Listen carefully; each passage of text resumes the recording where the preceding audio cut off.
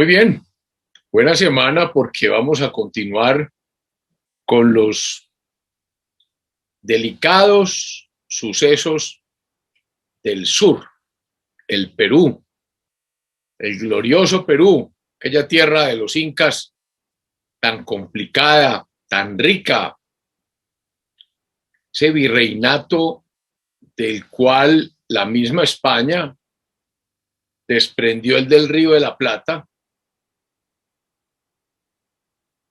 y que tuvo en su seno al verdadero imperio indio, los incas en el Perú. Hay que entender las circunstancias del Perú, siendo entonces con México los virreinatos más ricos. La situación es distinta a la de la Nueva Granada. Por eso las circunstancias, las gentes, las cosas como se dieron son diferentes. La Nueva Granada estuvo toda atenta, solícita con la independencia. La Nueva Granada, incluyendo la Capitanía General de Venezuela,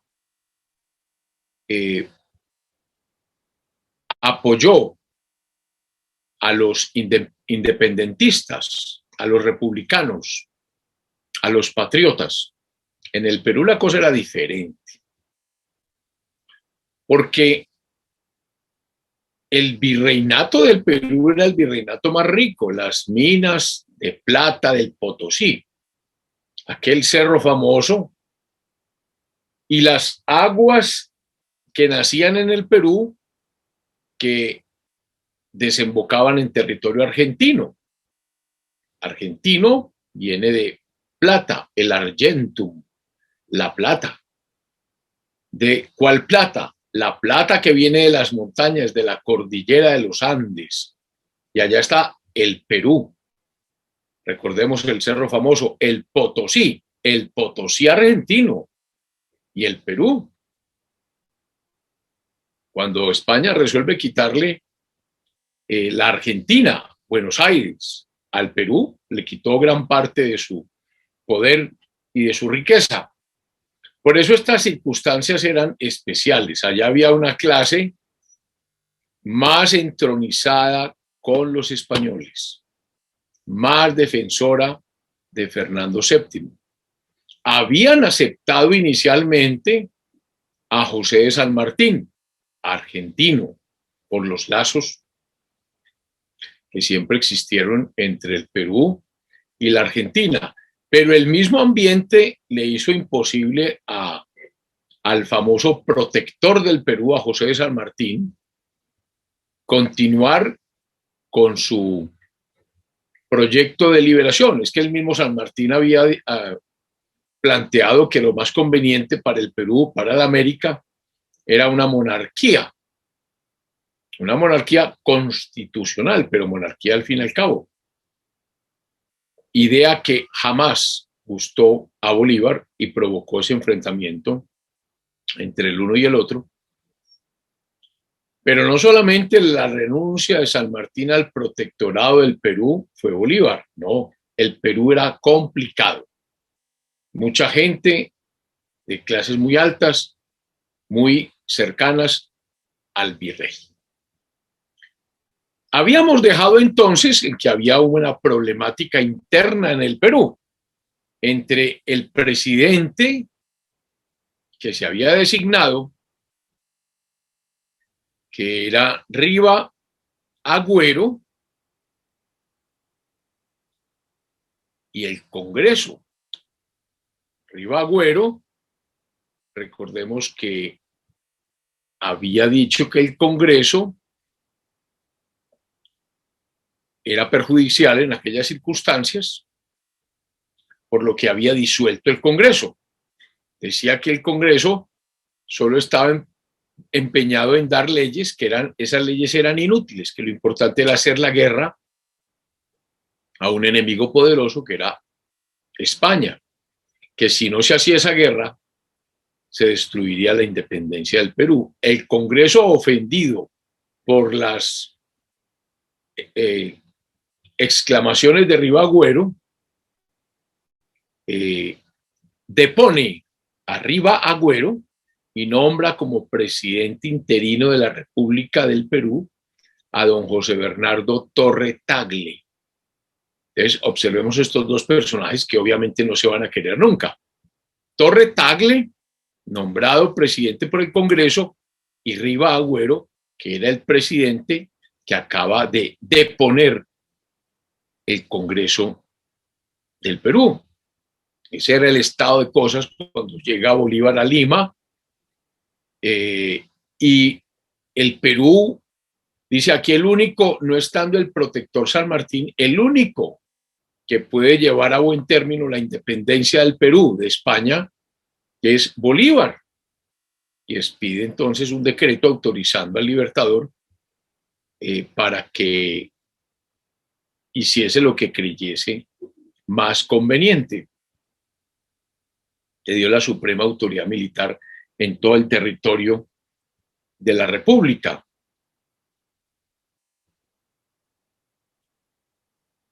Bolívar se percata de que Rivagüero no tenía buenas intenciones, el anterior presidente, que él y sus agentes pretendían entregar el Perú a los españoles y destruir las tropas de Colombia, que habían venido en auxilio del Perú. Entonces, Bolívar empieza a tomar parte activa, reúne su ejército en Pativilca, de la que hablaremos un poco más adelante, porque allí pasa un suceso muy importante. Aún estamos en 1823. Y se hacen todos los preparativos para cruzar la cordillera. Pativilca queda sobre la costa pacífica, en unos arenales. Recordemos que los españoles están Canterac, La Serna, en la cordillera, donde se habían hecho muy fuertes. Entonces empieza a reunir el ejército Bolívar para montar la cordillera. Desde Pativilca, intima Bolívar a Rivagüero para que reconozca al gobierno legítimo del Perú, que le acaba de dar las facultades a él, y para que reconozca a Torre Tagle, junto con las tropas que él manda, todas las tropas colombianas. Le reitera sus ofrecimientos de amistad, de protección. Y miren una cosa interesante, Sucre. Sucre es un hombre muy prudente, muy agudo. Y Sucre dijo que no era conveniente tomar parte en esa campaña.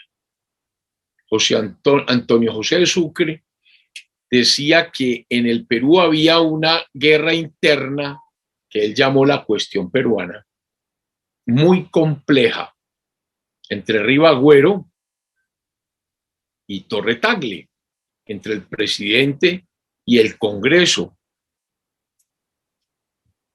Rivagüero había calumniado ya a Sucre por lo que se llamó en la historia los sucesos de El Callao. El Callao era el puerto que da acceso a Lima, famoso la fortaleza del Callao, estratégicamente fundamental para el control del Perú. Rivagüero hablaba mal de Sucre porque decía que Sucre era el agente de la ambición de Bolívar, con el fin de apoderarse del Perú. Entonces, el partido de Rivagüero, depuesto, obviamente es antibolivariano y empieza a hacerse un ambiente incómodo frente a Bolívar.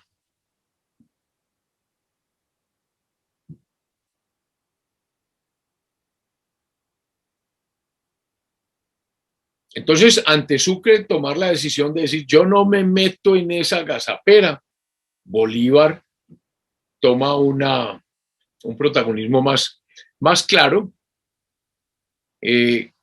Siente, cuando iba a iniciar sus movimientos por la cordillera, que hubo una rebelión en el estado de Trujillo, en Trujillo, rebelión favorable a él, o sea, contra Riva Agüero y sus amigos, rebelión que encabezó el coronel don Antonio Gutiérrez de la Fuente, porque se habían dado cuenta de los proyectos ilícitos, pérfidos de Riva Agüero, de sujetarse a los españoles, más que unirse a las tropas colombianas.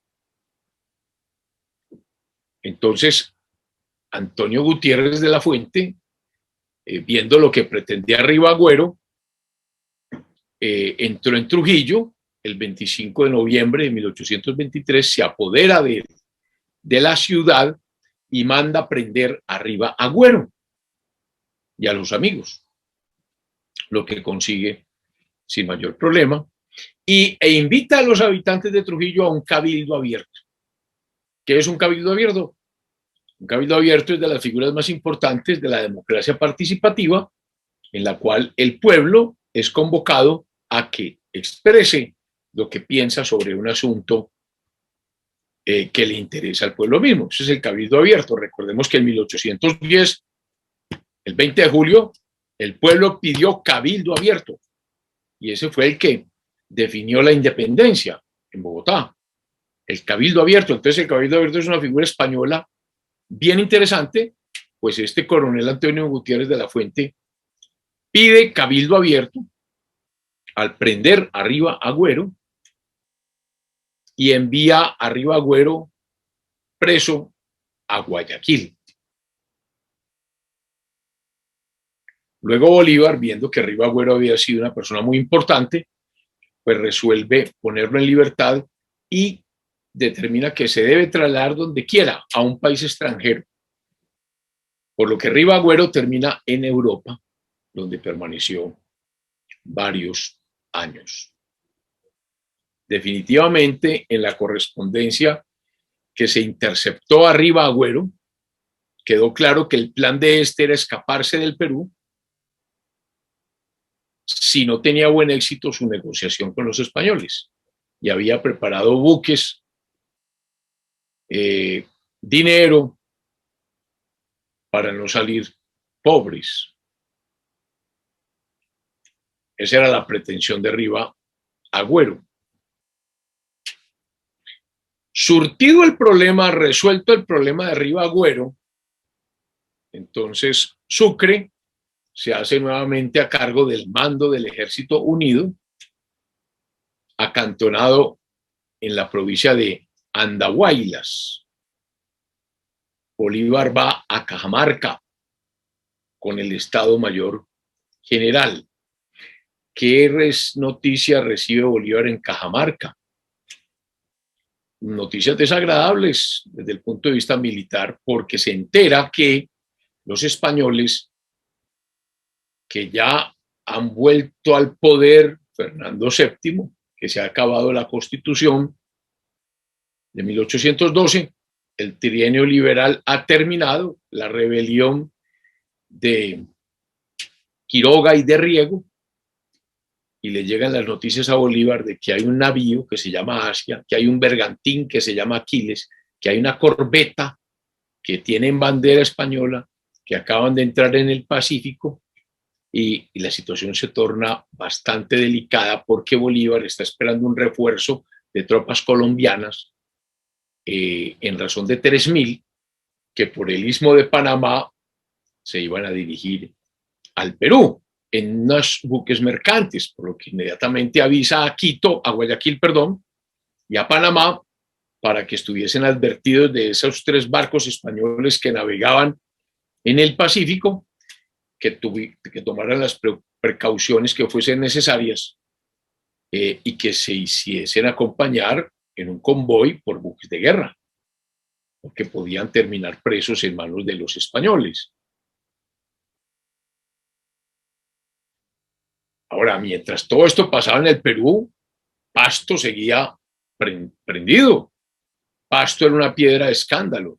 En Pasto flameaba la bandera española y en los ecos de todas esas montañas cercanas a Pasto se repetían y se escuchaban los gritos de ¡Viva Fernando VII!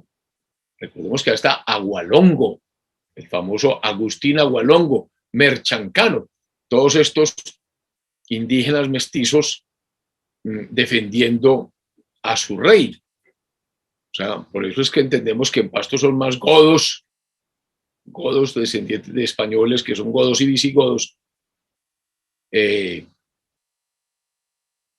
y todavía quien gana las elecciones en Pasto es el Partido Conservador. Dejemos 1823 y entremos al año de 1824, que es un año muy importante.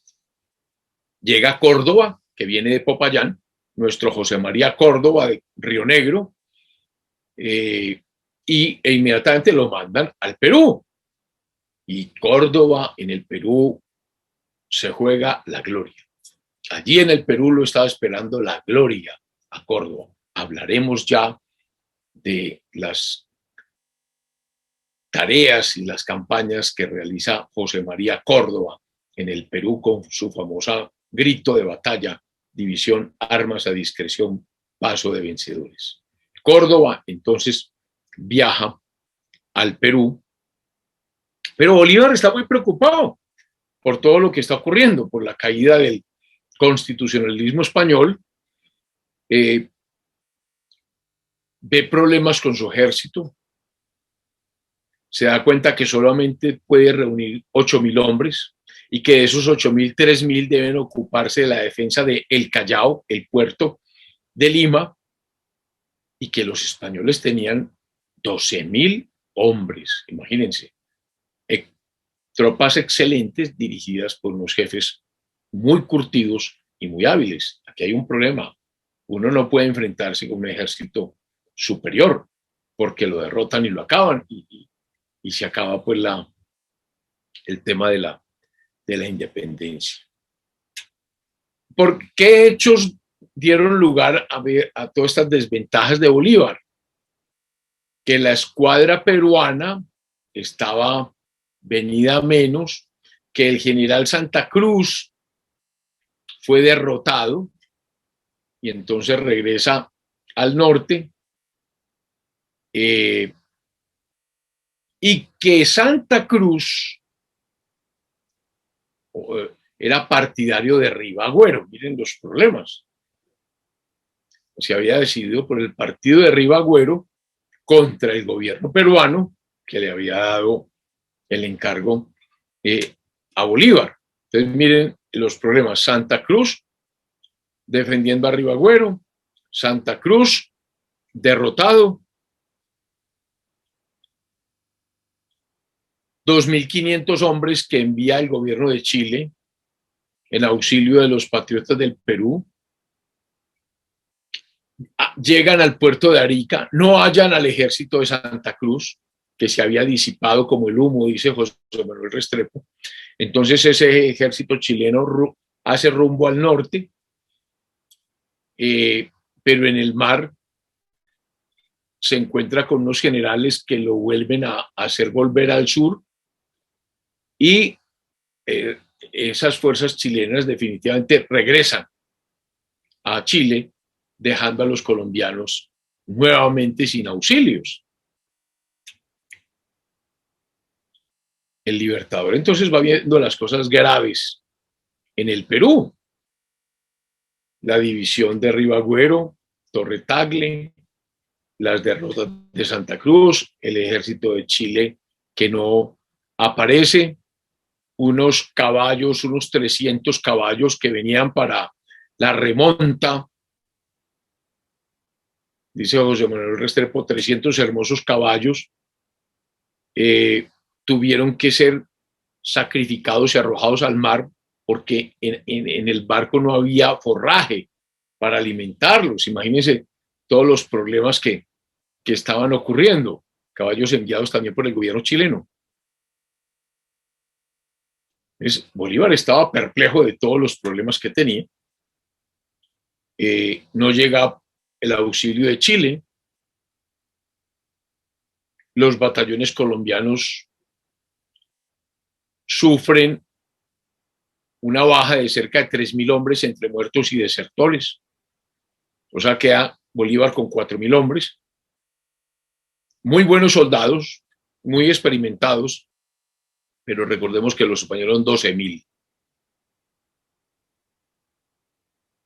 También habían los soldados argentinos, pero rápidamente ese ejército argentino también desamparó a Bolívar. Y entonces, ¿qué hace Bolívar? Envía al Congreso, al gobierno de Colombia, a su edecán, Diego Ibarra, con un oficio al secretario de Guerra y Marina, el oficio que escribió el 22 de diciembre de 1823, donde expone la complicada situación que estaba afrontando allá en el Perú.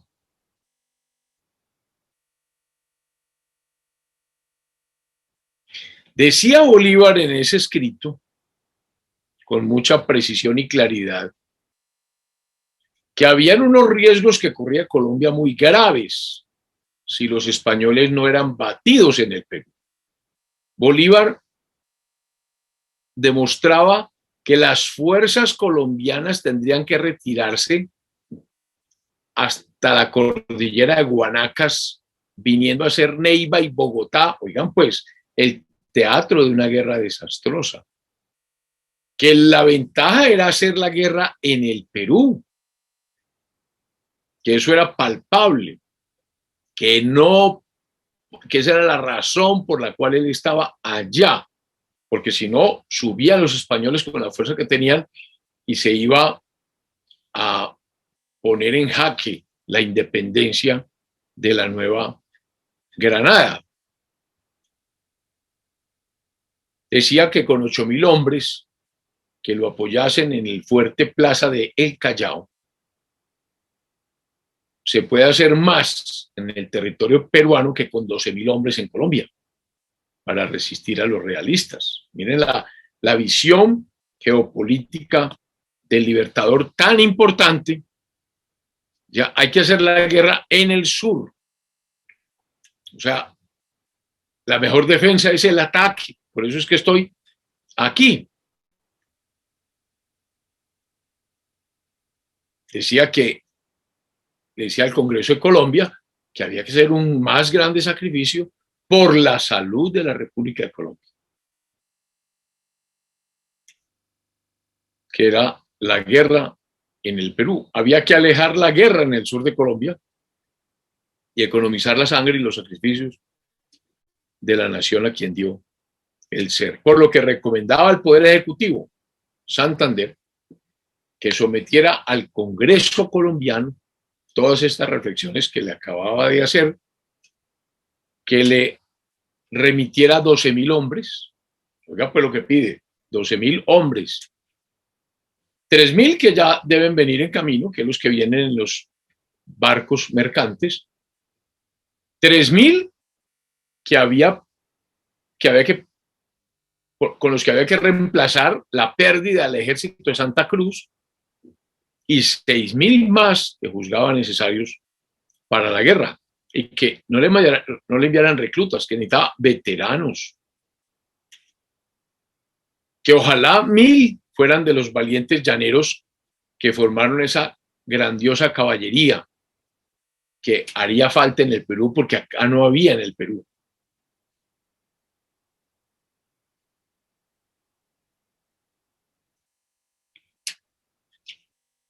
O sea, razones tenía Bolívar, pero imagínense ustedes cómo recibirían esas razones allá en Bogotá.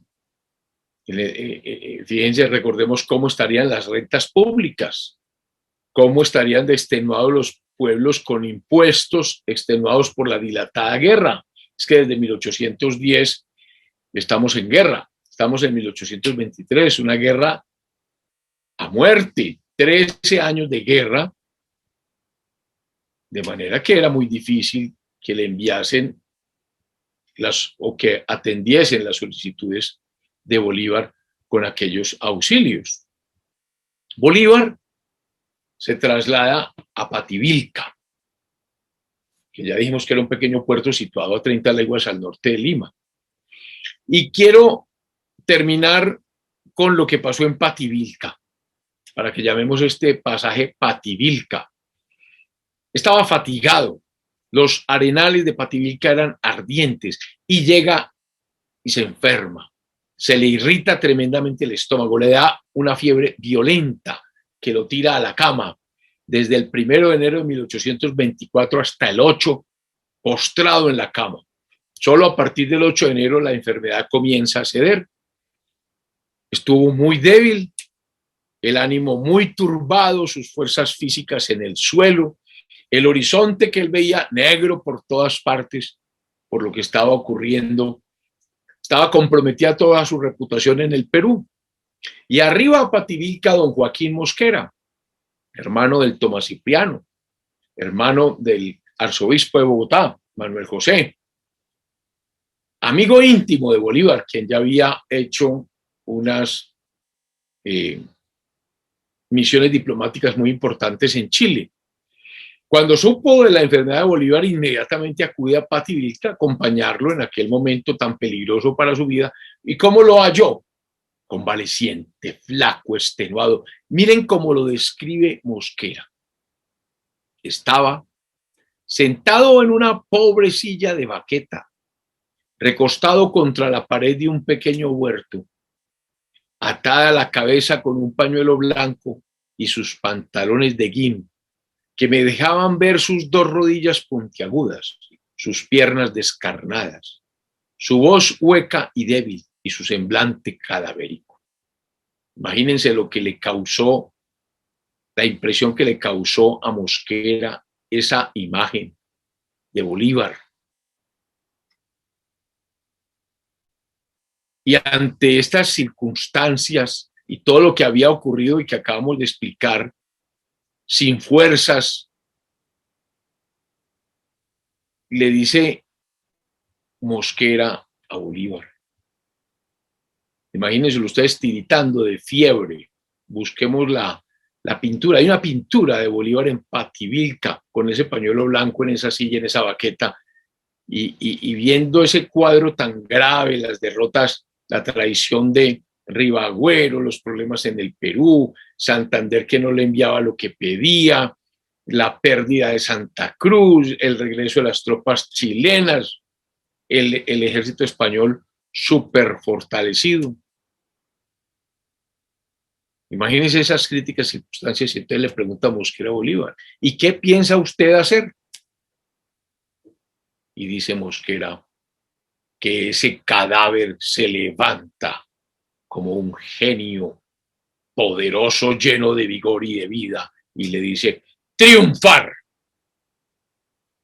Ese es Bolívar. Por la voluntad de un hombre como Bolívar se logra la independencia. Es ahí donde los hombres se asemejan a los dioses y queda clara que el dicho aquel de que el hombre fue hecho a imagen y semejanza de Dios es cierto. La voluntad, la decisión de un hombre hace que todo se pueda hacer. Y por eso América hoy es de los americanos. Dejemos acá porque me parece que es inconveniente meditar sobre ese momento descrito por don Joaquín Mosquera tan importante. Esa es la grandeza de Bolívar. Uno puede ser muy crítico de Bolívar en muchas cosas, en su forma de administración, pero era un genio inspirador, era un genio político, era un visionario, era un hombre de una voluntad a toda prueba, que uno en ese momento, enfermo, con fiebres, acabado, destrozado, sin porvenir, sin plata, sin ejércitos, llenos de derrotas, no piense sino en triunfar y cambia el semblante y cambia el aspecto cadavérico por un hombre lleno de vigor. Esa es la naturaleza humana cercana a los dioses. Buena tarde.